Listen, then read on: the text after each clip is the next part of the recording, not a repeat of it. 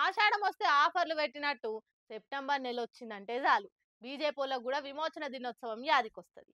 ఏడాదంతా ఏడుంటారో గానీ సెప్టెంబర్ 17వ తారీఖు దగ్గర పడుతుందంటే జాలిగా విమోచన దినోత్సవం చేయాలని ఊగిపోతుంటారు.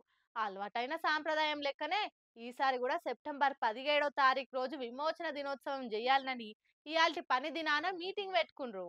కాంగ్రెస్ సర్కారు ఎవ్వరికి ఏడ సందియకుట సెప్టెంబర్ 17వ తారీఖు నాడు ప్రజాపాలన దినోత్సవం చేయాలని డిసైడ్ చేసింది. ఇక బీజేపీలు చెల్ విమోచన దినం చేయాలి గాని మీ ప్రజాపాలన దినోత్సవం ఏంది మేము ఒప్పుకోమనుకుంటా జంగు మోపు చేస్తుండ్రు. ఇవాళ కమలయ్యలంతా కలిసి కట్టుగా పార్టీ ఆఫీసుల మీటింగ్ పెట్టుకుండ్రు. సెప్టెంబర్ 17కు ప్రజాపాలన దినోత్సవం పేరు పెట్టుడేందని ఖండాలుగా ఖండిస్తున్నాం అనుకొచ్చిండ్రు. విమోచన దినోత్సవంగా అధికారికంగా చేయాలని డిమాండ్ చేసిండ్రు. నిన్న సర్కార్ గంత మంచి చెప్పింది.